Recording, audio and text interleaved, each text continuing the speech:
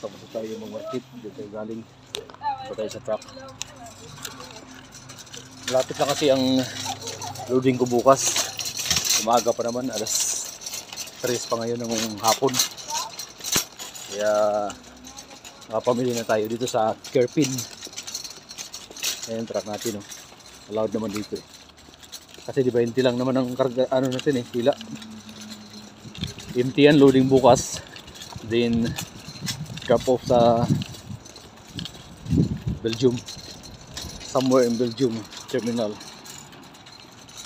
Kasi namalingkin na tayo ngayong Wednesday. Baka mag short break tayo eh. Mag SB tayo eh.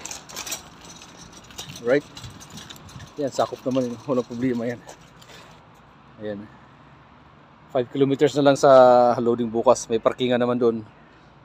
So, hanggang dito lang mga loads. And keep safe, keep on rock and rolling.